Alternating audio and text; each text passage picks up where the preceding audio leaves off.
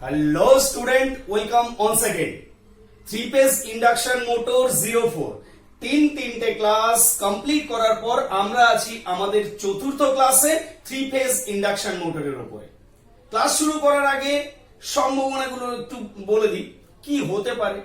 তুমি যদি sequence maintain না করে মানে 1 2 3 এই ক্লাসগুলো না দেখে সরাসরি এই ক্লাসে চলে আসো, তাহলে হতে পারে এরকম সম্ভাবনা প্রবল যে আজকের ক্লাসে আমি যে আলোচনাগুলো করছি সেই আলোচনার বেশিরভাগটাই তোমার মাথার উপর দিয়ে যাচ্ছে, কাজেই আমার গালাগাল খাওয়ার সম্ভাবনা প্রবল।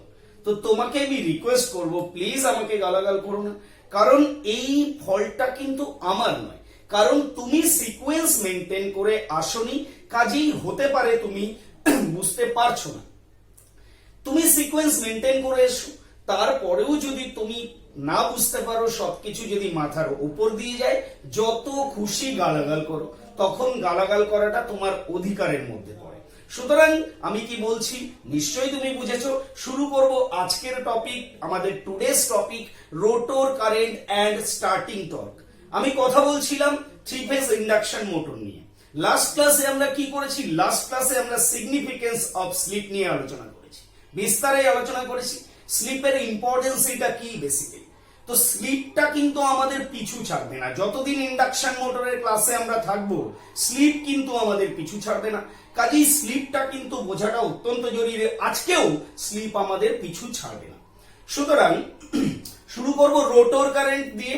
রোটর কারেন্টটা কি বেসিক্যালি আমরা জানি যে 3-phase squirrel cage induction motor হোক কিংবা স্লিপ রিং ইন্ডাকশন মোটর হোক, এদের যে ওয়ার্কিং প্রিন্সিপাল অনেকটা ট্রান্সফরমারের মতোই। ট্রান্সফরমারের যেমন মিউচুয়াল ইন্ডাকশন হয়, এখানেও মিউচুয়াল ইন্ডাকশন হয়। ট্রান্সফরমারের প্রাইমারি সাইড আছে, এখান সেকেন্ডারি সাইড আছে। ইন্ডাকশন মোটরের বেলাতেও প্রাইমারি এবং সেকেন্ডারি সাইড আছে। হ্যাঁ, ডিফারেন্স শুধু একটাই, ট্রান্সফরমারের যে কোনো অবস্থাতে ট্রান্সফরমারের সেকেন্ডারি সাইডটা কিন্তু স্টেশনারি, কিন্তু 3-phase ইন্ডাকশন মোটরের বেলায় সেকেন্ডারি সাইড যেটা আমরা বলি রোটর সাইড, রোটর সাইডকেই আমরা সেকেন্ডারি সাইড হিসেবে ট্রিট করি। তো এই সেকেন্ডারি সাইডটা কিন্তু স্টেশনারি থাকে না সব সময়। At the time of starting শুধুমাত্র ওইটুকু সময় কি রোটর স্ট্যান্ড স্টিল থাকে, তো সেটুকু সময় কিন্তু সেকেন্ডারি স্টেশনারি থাকে। বাকি রোটর যেই ঘুরতে শুরু করে তখন কিন্তু একটু ট্রান্সফরমারের থেকে আলাদা হয়ে যায়। এর কার্যপ্রণালী সেম থাকে, কিন্তু ট্রান্সফরমারের সঙ্গে একটু ডিফার করে যায় যেহেতু এই সেকেন্ডারিটা রোটেট করছে। তো যখন রোটেট করুক কিংবা রোটেট না করুক, স্ট্যান্ড স্টিল থাকুক কিংবা রোটেট করুক, সব অবস্থাতেই রোটরে একটা ইএমএফ ইন্ডিউসড হবে। কেন হবে না? রোটরে আমি বলেছি রোটর যদি রোটেটও করে তবুও রোটর কিন্তু স্টেটরের যে ম্যাগনেটিক ফিল্ডের যে speed, that is synchronous speed, সেই সিনক্রোনাস স্পিডের থেকে কিন্তু আস্তে ঘোরে রোটর, সামান্য হলেও আস্তে ঘোরে। তার মানে একটা 3-phase ইন্ডাকশন মোটরে স্লিপটা কিন্তু সব সময় বজায় থাকে। স্লিপ কি বলেছিলাম মনে থাকবে তোমার নিশ্চয়ই, যে সিনক্রোনাস স্পিড মানে স্টেটরে ম্যাগনেটিক ফিল্ডের যে স্পিড, ম্যাগনেটিক ফিল্ড যে স্পিডে রোটেট করছে সেই স্পিডের সঙ্গে মোটরের যে actual speed, that is rotor speed, তার পার্থক্যটাকেই আমরা স্লিপ বলি। কাজেই আমি যেহেতু দাবি করছি যে রোটরের স্পিড সবসময় সিনক্রোনাস স্পিডের থেকে কম হবে, in case of 3-phase squirrel cage induction motor it may be, or slip ring induction motor it may be. So এখানে স্লিপ সবসময় বজায় থাকবে। যথারীতি আমাদের আলোচনা এত হয়েছে এগুলো নিয়ে, এটাও আমাদের আলোচনার একটা গুরুত্বপূর্ণ অংশ ছিল যে স্লিপ যদি থাকে তার মানে আপেক্ষিক গতিবেগ রয়েছে, আর আপেক্ষিক গতিবেগ যদি থাকে তাহলে রোটরে কিন্তু ইএমএফ প্রডিউস হবে, এবং রোটরটা কার্যত শর্ট সার্কিট রোটর হওয়ার জন্য এর মধ্যে দিয়ে কিন্তু কারেন্ট ফ্লো হবে, অবশ্যই কারেন্ট ফ্লো। যে কারেন্টটা ফ্লো হবে তার ফ্রিকোয়েন্সি কিন্তু আমরা ডিটারমাইন করে ফেলেছিলাম। আজকে আমরা কারেন্টের ইন্টেন্সিটি কত হবে, কারেন্টের মান কত হবে, কারেন্টের ভ্যালু কত হবে সেটা নির্ণয় করব। তো কারেন্টের আমি কার কথা বলছি? রোটর কারেন্টের কথা বলছি। তাহলে তুমি রোটর কারেন্ট যদি ফাইন্ড আউট করতে চাও, ডেফিনেটলি তুমি I2 লিখবে। যে কোনো কারেন্ট, দেখো একদম কঠিন বিষয় নয়, প্রথমেই বলি কঠিন বিষয় নয়। শুরুতে যদিও তুমি একটু বাউন্সার খেয়ে গেছো, হয়তো বা ভয় পেয়ে গেছো যে হয়তো কিচ্ছু বুঝতে পারবো না মাথার উপর দিয়ে, না ব্যাপারটা সেরকম না। আমি শুধু রিকোয়েস্ট করবো তুমি সিকোয়েন্সটাকে মেনটেন করো, তাহলে তোমার বুঝতে সুবিধা হবে। এনিওয়েজ, বাকিটা তোমার ব্যাপার। সো I2 ইকুয়ালস টু আমরা কিভাবে এক্সপ্রেস করব রোটর কারেন্ট ফাইন্ড আউট করতে গিয়ে, কিচ্ছু হাতি ঘোড়া নয়। তুমি I ইকুয়ালস টু জীবনে কখনো না কখনো তো পড়েইছো, I current equals to voltage by resistance কিংবা ভোল্টেজ বাই অপোজিশন, কোনো না কোনো সময় তো পড়েছো opposition. Voltage by opposition equals to current. আমি কি বলেছি, রোটরে যে ইএমএফটা উৎপন্ন হয় তাকে আমরা কি বলি, তাকে আমরা E2 বলি। মনে করে দেখো পেছনের ক্লাস, যেহেতু রোটরে ইনডিউসড ইএমএফ E2 বলি, এবং রোটরের যে opposition, mind it, রোটরের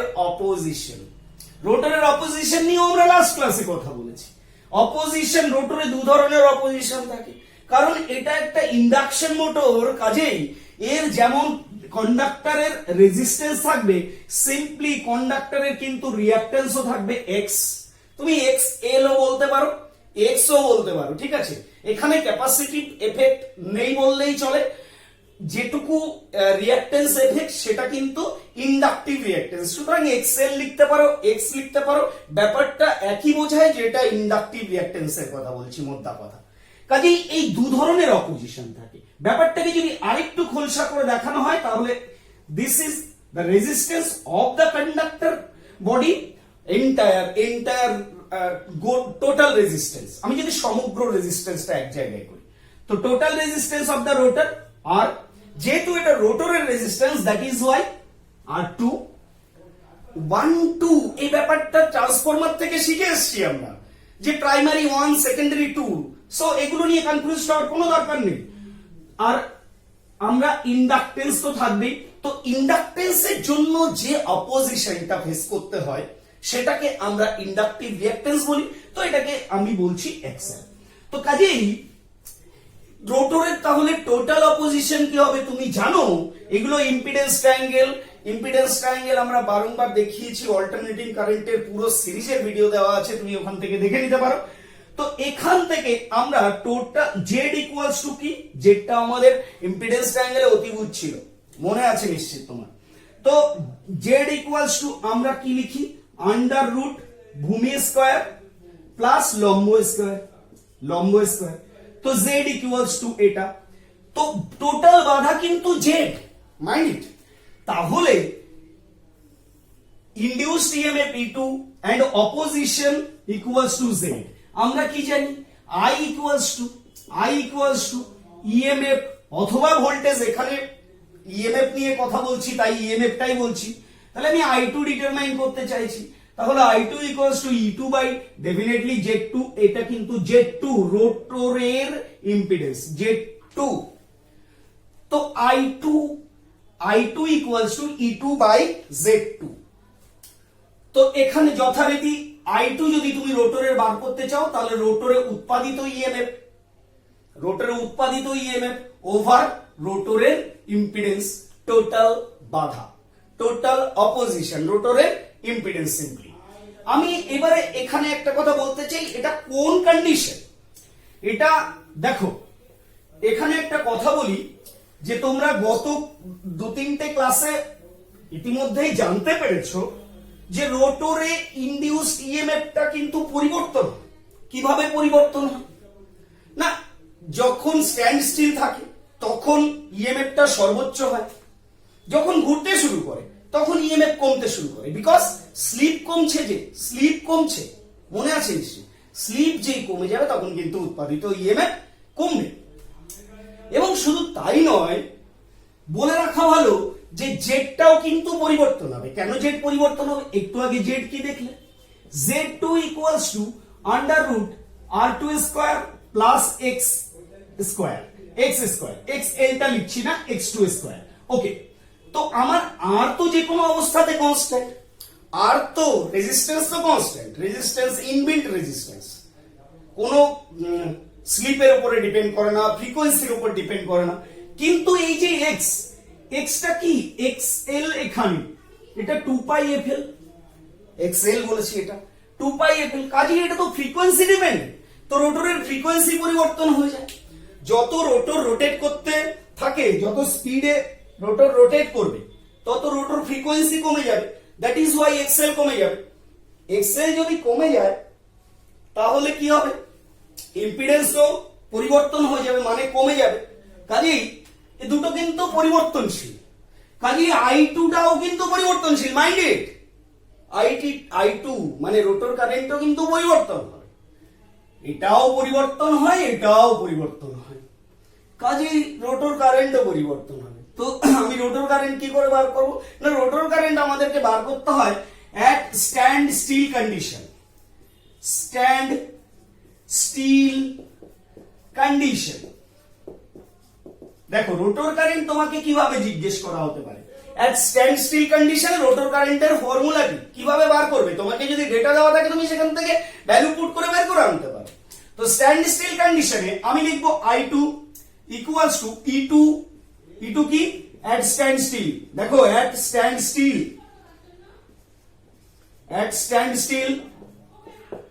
over Z2 কি? At stand still. Okay, very good. এবারে E2 এখানে কি লিখতে পারো? I2 equals to E2 by under root R2 square plus X2 square. This is the stand still current, stand still rotor current. This is the stand still rotor current. Okay, stand স্টিলে যখন আছি, যে stand স্টিলে EMF E2, impedance Z2 equals to also this, এবং I2 equals to E2 over under root R2 square plus X2 square. তো আমি যখন stand স্টিলে আছি তাহলে স্ট্যান্ড স্টিল পাওয়ার ফ্যাক্টরটাও দেখে নেবো। দেখে নাও, স্ট্যান্ড স্টিল পাওয়ার ফ্যাক্টর খুব important. Stand still power factor. Power factor কার পাওয়ার ফ্যাক্টর? রোটরের। This is why cos phi 2 equals to, আমরা কি জানি? cos phi equals to R by Z। ডিটেইলে ঢুকছি না। R বাই Z কার cos phi বার করতে চাইছি? রোটরের। সে কারণে R2 বাই Z2। বোঝো, R2 by Z2। Very good. তো এখানে R2 over Z2 equals to under root R square plus X2 square, এটা equals to cos phi 2। This is your power factor equation. Power factor ইকুয়েশনটা এটা। এবারে যদি running কন্ডিশনের কথা বলা হয়, এটা গেল স্ট্যান্ড স্টিল কন্ডিশন। যদি রানিং কন্ডিশনের কথা বলা হয়, রানিং এর কারেন্ট কি করে বার করবে? তো দেখে নাও, একদমই সোজা। দেখো রানিং যখনই আমি বোঝাবো তখন আমি I2 ড্যাশ লিখবো। দুটোই তো রোটর কারেন্ট, তাহলে কোন কারেন্টটা রানিং এর আর কোন কারেন্টটা স্টার্টিং এর সেটা কিভাবে বোঝাবো আমি? তখন I2 ড্যাশ লিখবো। Simple I2 dash. ড্যাশ থাকা মানে বোঝা যাবে যে এটা অন্তত দাঁড়িয়ে নেই, যে কোনো একটা স্পিডে ঘুরছে, সেই সময়কার কারেন্ট জানতে চাওয়া হয়েছে। তো সেখানে আমি কি বলি যে I2 ড্যাশ রানিং এর যখন কারেন্ট জানতে চাইছো, তাহলে রানিং এর ইএমএফ, তাহলে রানিং এর ইএমএফ কি? E2 ড্যাশ ওই সময়কার উৎপাদিত ইএমএফ ওভার ওই সময়কার জেড মানে Z2 ড্যাশ, ওই সময়কার জেড মানে Z2 ড্যাশ মানে কি? স্ট্যান্ড স্টিলের নয়, মাইন্ড ইট। এটা কখনকার? ওই সময়। Very good.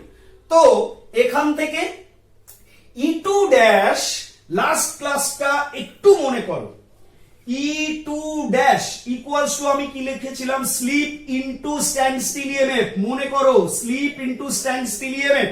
E2 dash equals to, ঠিক আছে? সো E2 ড্যাশ তুমি যদি না বুঝতে পারো একটু পেছনে ক্লাসটা দেখো, জাস্ট এর আগের ক্লাসটা, in 3 phase induction motor 03 type করে সাইন ওয়েভ দা রিভার্স সুইং টাইপ করে দাও, তোমার সামনে চলে আসবে। এনিওয়েজ, তো এটা হবে slip into S into E2 over, দেখো Z2।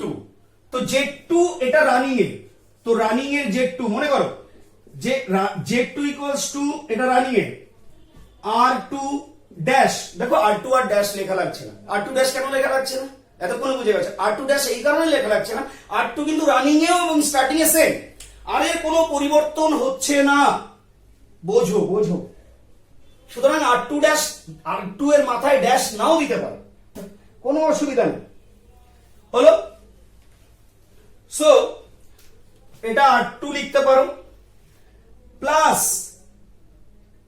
XL, এই R2 square plus XL square, কিন্তু এই XL টা, এই যে X2 সরি X2 এই যে X2 এটা তো স্ট্যান্ড স্টিলের, কিন্তু রানিং এ গিয়ে তো X এর পরিবর্তন হয়ে যাবে, রানিং এ গিয়ে তো X এর পরিবর্তন হয়ে যাবে, বোঝো। কারণ কি, ফ্রিকোয়েন্সি চেঞ্জ হয়ে যাচ্ছে, ফ্রিকোয়েন্সি কমে যাচ্ছে, X ও কমে যাবে, রানিং এ গিয়ে কমে যাবে, স্ট্যান্ড স্টিলের থেকে কমে যাবে। তো আমি কি লিখেছিলাম লাস্ট ক্লাসে, X2 dash equals to sleep into, এটা কি রানিং এর বলছি তো, তাহলে রানিং এ মানে সে সময় যে কোনো সে সময় মনে করো slip equals to S, slip equals to S, তাহলে একটা স্লিপ নিয়ে চলছে না, স্লিপ 1 না, স্ট্যান্ড স্টিলে স্লিপ সর্বোচ্চ এবং 1, অন্য কোনো স্লিপ লেস দ্যান 1 স্লিপ নিয়ে চলছে, তাহলে slip into x2 stand still, slip into stand still reactance, running এর রিঅ্যাক্টেন্স কিভাবে বার করব, রানিং এর রিঅ্যাক্টেন্স ইকুয়ালস টু সেই সময় স্লিপ ইনটু স্ট্যান্ড স্টিলের রিঅ্যাক্টেন্স। স্ট্যান্ড স্টিল যদি জানা থাকে না তোমার, সাথে সাথে যদি স্লিপও জানা থাকে তো তুমি ফায়ার করে দিতে পারো, কারণ স্লিপই তোমাকে সাহায্য করবে। তো slip into stand still reactance, okay. তো এবারে তাহলে কি লিখবো, Z2 এর জায়গায় আমি এখানে slip into stand still reactance, slip into stand still reactance, তাহলে এখানে কি লিখবো, under root R2 square plus slip into stand still রিঅ্যাক্টেন্সের হোল স্কয়ার, বোঝো। এই যে রিঅ্যাক্টেন্সটা না, এটা হচ্ছে এটা রানিং এর রিঅ্যাক্টেন্স, রানিং এর ইম্পিডেন্স বার করতে চাইছো না, তো this is your rotor current at running condition, this is your rotor current at running condition at whenever sleep equals to s, মানে দাঁড়িয়ে, ঠিক আছে। তো এটা গেল রানিং কন্ডিশনের কারেন্ট, দেখে নাও বোঝো ভালো করে। এটা যদি হয় তাহলে রানিং এর পাওয়ার ফ্যাক্টরটাও একটু দেখাবো। তো দেখো রানিং এর পাওয়ার ফ্যাক্টর একই ভাবে তুমি বার করে ফেলতে পারবে, তো দেখে নাও রানিং এর পাওয়ার ফ্যাক্টর, এদিকটা মুছলাম, এটা stand still power factor, running এর power factor cos phi 2 dash equals to কি হবে, R2 ড্যাশ লেখা লাগবে না কারণ R সমান ওভার Z2 ড্যাশ, তো Z2 ড্যাশ তুমি পেয়ে গেছো, Z2 ড্যাশের ভ্যালু পেয়ে গেছো, তাহলে equals to R2 over under root R2 square plus S into stand still রিঅ্যাক্টেন্সের whole square, slip into stand still রিঅ্যাক্টেন্সের whole square, this is your running power factor, যে কোনো মোটরের running power factor cos phi 2 dash. তো এটা ছিল পুরোটাই rotor current and rotor power factor of a three-phase induction motor at standstill condition. Whenever motor is at standstill, তখন stator rotor current এটা হবে, যখন রানিং কন্ডিশন তখন রোটর কারেন্টের ফর্মুলা এটা হবে, cos phi power factor standstill কন্ডিশনে formula এটা, রানিং কন্ডিশনে ফর্মুলা এটা, কিভাবে এলো কোথা থেকে এলো সমস্তটাই লজিক্যালি বোঝানো হলো। যদি হয় টর্ক, স্টার্টিং টর্ক দিয়ে ক্লাস শেষ করব, হয়েছে? ক্লিয়ার করলাম, very good. Torque, starting torque of an induction motor. তো স্টার্টিং টর্ক, আচ্ছা টর্ক মানে বল, টর্ক মানে বল। তুমি কি মানবে যে যত বেশি শক্তি তত বেশি বল? যত বেশি শক্তি তত বেশি বল। শক্তি মানে বুঝি কি বুঝি আমরা ইলেকট্রিক্যালে, আমরা যদি সেটাকে শক্তি বললাম, অনেকে ভাবছে শক্তি মানে কি, আরে পাওয়ার, পাওয়ার। তো যত বেশি পাওয়ার তত বেশি বল। টর্কের বাংলা হচ্ছে বল, TORQUE, বাংলা হচ্ছে বল। তো যত বেশি পাওয়ার তত বেশি বল। তো মানছো torque is directly proportional to power. প্রথমে এটাকে মানতে হবে, যদি তুমি না মানো এগোতে পারবে না। স্যার কি করে মানবো, লজিক দিন। দেখো, শক্তি যদি না থাকে বলটা কি করে তৈরি হবে, মানে ফোর্স যদি না থাকে বলটা কিভাবে তৈরি হবে, ঠিক আছে। তো পাওয়ার বলতে আমরা কি বুঝি, WW পাওয়ার, WW নয়, W only. W equals to আমরা কি জানি, ইলেকট্রিক্যাল পাওয়ারের কথা বলছি, এখানে মেকানিক্যাল পাওয়ার তো মেকানিক্যাল পাওয়ার তো পরে কনভার্ট হয়। তো electrical power equals to voltage into current into cos phi, হ্যাঁ কি না, voltage into current into cos phi। আমি কার টর্কের কথা বলছি, রোটর টর্কের কথা বলছি। টর্কটা কোথায় লাগবে, রোটরে না স্টেটরে? রোটরেই লাগবে, রোটরকেই তো ঘুরতে হবে না, স্টেটরকে থোড়াই ঘুরতে হবে। তো রোটরের টর্ক, তার মানে রোটরে যে ইলেকট্রিক্যাল পাওয়ারটা ডেভেলপ হচ্ছে সেই ইলেকট্রিক্যাল পাওয়ারের উপরেই রোটরের টর্ক ডিপেন্ড করবে। তো ইলেকট্রিক্যাল পাওয়ার ইকুয়ালস টু কি, V2 into I2 into cos phi 2। এখানে V2 এর জায়গায় আমরা E2 প্রথম থেকে E2 বলছি। তো E2 into I2 into cos phi 2, ব্যাপারটা নিশ্চয়ই এখানে আর ডিটেল বলতে হবে না যে E2 ইকুয়ালস টু, দেখো E2 ইকুয়ালস টু ইনডিউসড, আমি টর্কের কথা বলছি, এটা starting torque, starting torque, starting torque, okay. তো E2 ইকুয়ালস টু, এটা কি আর বলতে হবে তোমাকে যে এটা induced EMF in the rotor at stand still, মানে স্ট্যান্ড স্টিল মানে whenever starting, just starting switch on করেছো, রোটর দাঁড়িয়ে আছে, মানে সেই সময়টা। তো স্যার এটা বললেন, তাহলে এটা বলে দিন, এটা মুখে বলে দিই আর লিখছি না। I2 মানে ওই সময়ের কারেন্ট, স্ট্যান্ড স্টিল কারেন্ট, যেটা একটু আগে বার করলাম। cos phi 2 একটু আগে যেটা বার করলাম, স্ট্যান্ড স্টিলের cos phi 2, ওকে। সো আগের ফর্মুলাগুলো যদি তোমার মনে থাকে তাহলে আমি বার করছি starting torque. So starting torque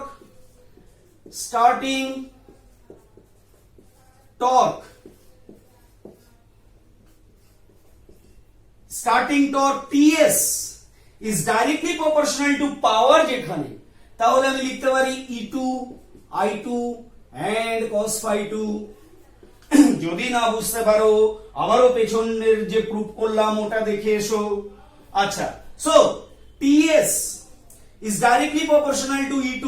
আচ্ছা, I2 equals to একটু আগে কি ডিটারমাইন করলাম, I2 equals to, তুমি বলে গেছো আমি বলিনি, I2 equals to E2 by Z2, E2 by Z2, very good।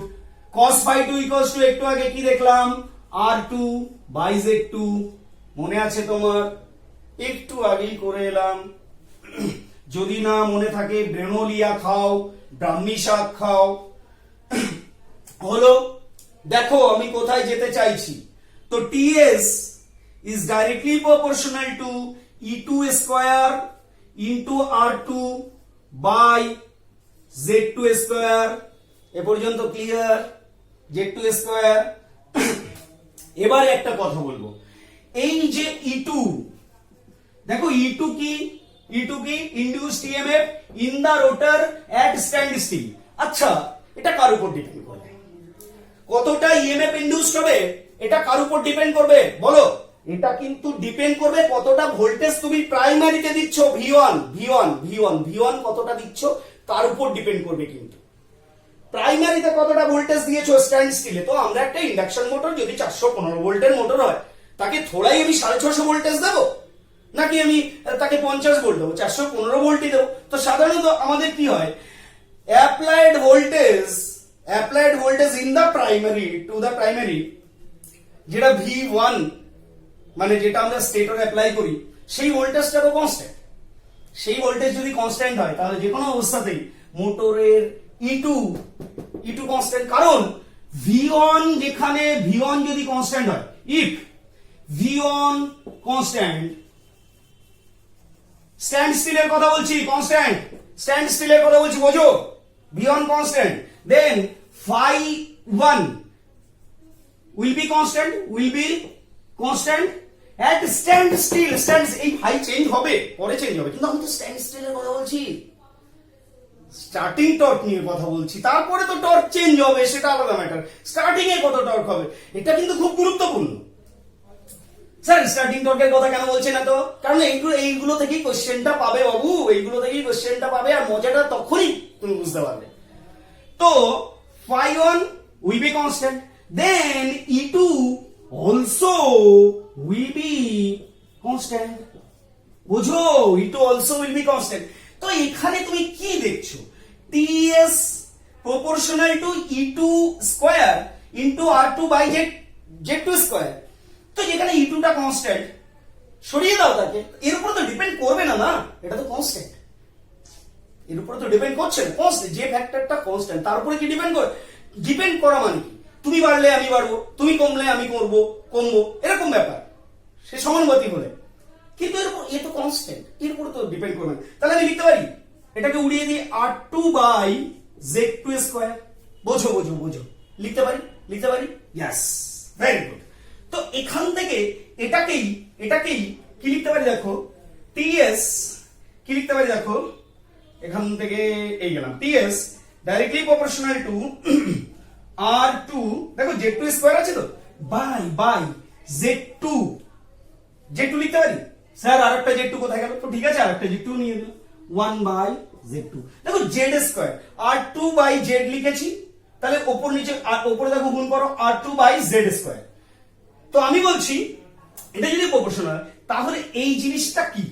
দেখো TS proportional to R2 by Z2, পাওয়ার ফ্যাক্টরের কথা মনে আছে? Power factor R by Z। তো এটা পাওয়ার ফ্যাক্টর নয়, রোটর পাওয়ার ফ্যাক্টর নয়, তো rotor power factor into 1 by Z2। তো আমি বেসিক্যালি কোন জায়গায় এসে উপস্থিত হলাম, যে starting torque is directly proportional to power factor কিনা। দেখো TS is directly proportional to power factor, that is TS is directly proportional to cos phi2 is at standstill, dash নয় কিন্তু, ড্যাশ হয় রানিং এর, স্ট্যান্ড এর পাওয়ার ফ্যাক্টরের উপরে depend করে। তার মানে স্টার্টিং টর্কটা বেসিক্যালি ডিপেন্ড করছে কিন্তু পাওয়ার ফ্যাক্টরের উপরে, না ভোল্টেজের উপরে, না কারেন্টের উপরে ডিপেন্ড করছে কিন্তু পাওয়ার ফ্যাক্টরের উপরে। তাহলে তোমার পাওয়ার ফ্যাক্টর যদি ভালো হয় তাহলে মোটরের স্টার্টিং টর্ক ভালো হবে, পাওয়ার ফ্যাক্টর যদি খারাপ হয় তাহলে মোটরের স্টার্টিং টর্ক খারাপ হবে। দেখো পাওয়ার ফ্যাক্টরকে খারাপ করে কে? আগের ক্লাসে বলেছি, পাওয়ার ফ্যাক্টরকে খারাপ করছে রোটর রিঅ্যাক্ট্যান্স, আর রোটর রিঅ্যাক্ট্যান্স, কান খুলে শোনো, রোটর রিঅ্যাক্ট্যান্স যখন স্ট্যান্ড স্টিল কন্ডিশন তখনই তো স্টার্টিং, তো তখন রোটর রিঅ্যাক্ট্যান্সটা হাই থাকে।